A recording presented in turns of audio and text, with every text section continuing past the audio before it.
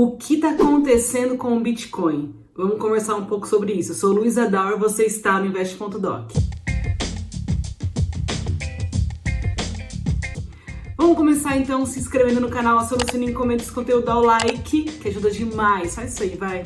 Vou ser bem franca, eu não tenho Bitcoin na minha carteira, eu não sei muita coisa de Bitcoin.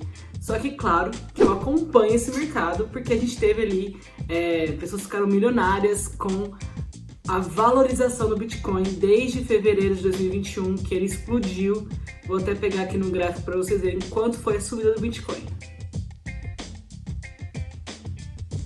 E quando eu gravo esse vídeo, dia 21/4/2021, o Bitcoin teve uma queda de 20% em menos de 24 horas, alertando muito o mercado financeiro, quem acompanha, quem tem a moeda. E vamos tentar entender um pouco o que está acontecendo, e eu vou dar no final o que eu acho sobre o Bitcoin. Eu não tenho em carteira e vou falar se eu vou ou não acrescentar agora depois dessa queda. Bitcoin, para quem não sabe, é uma moeda digital, ela é 100% digital, descentralizada, não tem nenhum governo, não tem ninguém responsável diretamente por ela. Então, na verdade, todo mundo que participa do Bitcoin está ali dentro da cadeia descentralizada, consegue, a gente tem o lastro da moeda do Bitcoin para todo mundo, ele é público. Isso é uma coisa muito interessante, porque é uma moeda que está desvinculada a governos, é um ponto favorável para o Bitcoin, porque você consegue, numa crise de governo, uma crise de Estado, você consegue fugir para uma moeda independente. Mas não é a única moeda, tá? Existem outras moedas digitais no mercado, o Bitcoin não é a única. Eu posso citar algumas como a Ethereum, a XRP, e tem até uma moeda que surgiu como uma piada, mas que acabou se valorizando muito nos últimos dias, que é a Dogecoin. O Elon Musk acabou falando bastante dela e ela teve uma valorização tremenda, mas ela surgiu como uma forma de piada sobre esse setor de criptomoedas, mas lógico que tendo volume, valorizou, sem nenhum fundamento, mas valorizou. Isso acontece no mercado financeiro de modo em geral, tá? Você pode também ter ações que não têm fundamentos, mas que se valorizam de alguma forma pelo volume de procura, por alguma notícia, por valorização indireta de alguma expectativa do mercado. Isso é normal. E quando mineraram o Bitcoin, fizeram ali um valor máximo. Então, o máximo de Bitcoin emitido são 21 milhões de Bitcoins no mundo inteiro. Você nunca vai passar disso. Isso faz com que, como existe uma limitação de emissão, gera uma certa escassez, porque quanto mais pessoas têm, quanto mais Bitcoin eu tenho, menos tem Bitcoin solto disponível no mercado. E a gente está muito acostumado a olhar o Bitcoin daquelas imagens de computadores enormes, trabalhando 24 horas em lugares longes, extremos, frios, porque sim, aquilo lá são supercomputadores minerando e resolvendo problemas gigantescos. Eu não entendo essa parte, não entendo como é que funciona isso, mas basicamente você precisa desses computadores, desses supercomputadores, para resolver grandes problemas matemáticos e para minerar então o Bitcoin. E me parece que de 2 em 2 semanas esses computadores, essas centrais de mineração precisam ser reavaliadas. Então existe um recálculo sobre a capacidade de processamento dos computadores, de processamento da mineração. Então de 2 em 2 semanas é tudo observado para ver se realmente você está conseguindo ali o máximo de processamento, o máximo de mineração. Isso faz uma influência com o preço. Sabe por quê? Quando alguém faz uma compra, uma venda, quando existe uma transação de Bitcoin, isso tem que ficar registrado, isso tem que ser processado. E essas centrais ajudam com certeza nesse processamento, nesse registro das transações, porque afinal o Bitcoin cresceu tanto que hoje o mundo inteiro tem Bitcoin na carteira. E como a gente falou que o Bitcoin é uma moeda escassa, né? Chega a ser um ativo escasso, porque ele tem uma limitação. Se você tem um fechamento de vários centros de mineração, você fecha, tem uma crise energética, como aconteceu agora na China, que teve realmente uma crise de energia, onde pararam, teve até um incêndio, me parece, mas as centrais pararam de funcionar, então aqueles computadores foram desligados. E essa crise deveria então fazer o que com relação ao preço do Bitcoin? Se ele é escasso, você vai ter ali uma pausa no processamento, quem tem Bitcoin tem mais valor, isso deveria fazer com que o preço subisse. Só que O medo e a expectativa e tendo muita gente alavancada no mercado fez com que essas crises nas usinas e nas centrais de Bitcoin fizessem com o preço despencar. E foi o que aconteceu nesses 2 últimos dias. A gente viu o preço do Bitcoin sair lá dos 60 e bater quase os 50 mil reais, 50 mil dólares, desculpa. Então saindo lá dos 64, se eu não me engano, vamos pegar aqui o topo para dar uma olhada. O topo 64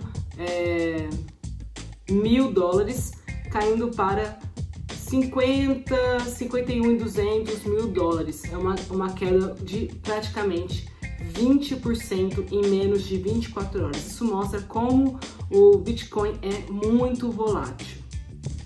Então, meu amigo investidor, se você está curioso e observando o mercado de Bitcoins, talvez agora você olhou essa queda e falou, é a hora de entrar. Bom, eu quero fazer algumas ressalvas aqui. Primeiro que existe ainda uma discussão muito grande sobre a classificação, o conceito e o futuro do Bitcoin, porque é uma coisa recente entre aspas, né? Mas é que está em hype agora. E a gente não tem, assim, tem muita gente que fala que é só uma moeda, que ele não é visto como um ativo financeiro. Algumas pessoas falam que ele não pode ser usado também como reserva de valor. Mas o fato é uma moeda digital que você pode ter na carteira e você pode ganhar dinheiro com isso, você pode especular o mercado, você pode se posicionar também como uma forma de proteção em casos de problemas das moedas devido ao governo. Tá, tudo isso é básico, você pode ter esse conceito. Mas quanto será de Bitcoin que seria o ideal para uma carteira de investimento? Porque esse é o ponto. 100% em Bitcoin, se toda a sua grana tivesse em Bitcoin nesse momento, você sofrendo 20% de queda em 24 horas, sem nenhuma garantia de que você teria o retorno, porque você não tem controle exatamente sobre a operação do Bitcoin, é uma coisa que é muito informal, talvez não seja tão interessante 100%, talvez exista aqui um risco muito grande, mas quanto? Quanto seria ideal? Como é que funciona isso? Eu tô falando a minha opinião e eu não sei quase nada de Bitcoin, tá? Então se eu estiver errado, deixa aqui nos comentários.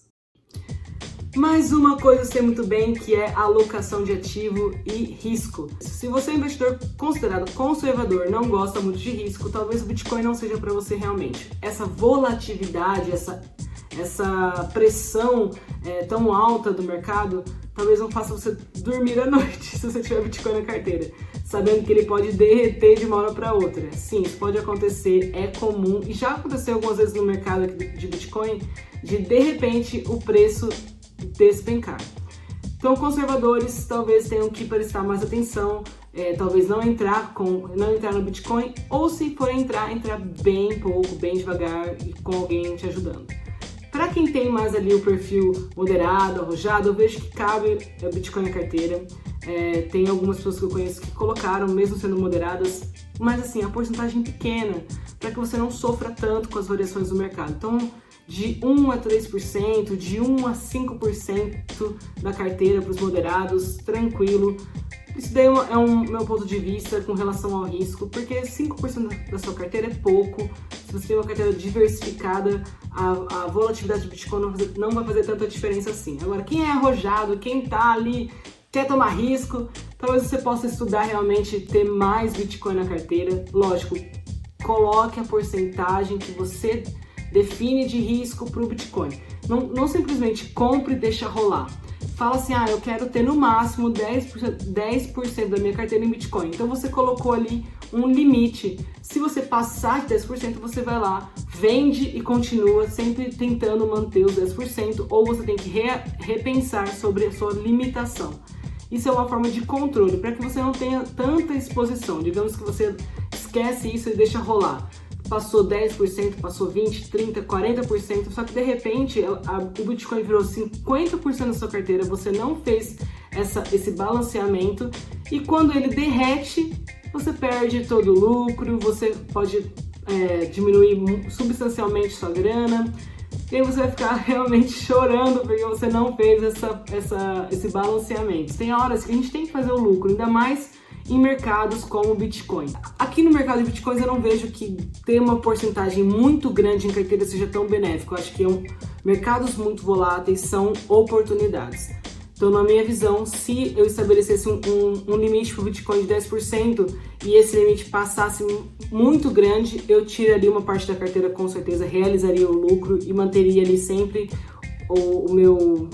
a definição que eu coloquei de risco, 10, 5%, e iria trabalhando com isso. Se eu quisesse aumentar o risco, depois eu ia repensar e aumentar. E de fato, essa queda fez com que eu olhasse para o Bitcoin, talvez ali pensando numa oportunidade de entrar. Então, na minha cabeça, eu tenho bem decidido que eu não quero me expor muito a Bitcoin, porque eu vejo os riscos dessa moeda. Não acho que a longo prazo seja tão benéfico.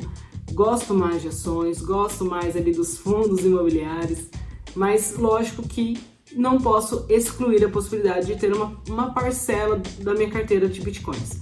Então eu vou fazer essa decisão, vou acompanhar aí mais 1 ou 2 semanas e possivelmente vou comprar 1 a 3% da minha carteira em Bitcoins. Uma decisão minha, até não falei com o Pedro sobre isso, mas só para me expor a esse mercado diferente. Eu já tenho uma carteira legal de ações, de fundos imobiliários, renda fixa, tenho bastante renda fixa ainda, mas eu não tenho nenhuma moeda descentralizada com Bitcoin. Até posso ver outras moedas que são interessantes, mas nesse momento talvez, aproveitando a queda, eu faça ali um pequeno aporte para experimentar esse mercado e conto para vocês depois. Espero que vocês tenham gostado, é isso daí.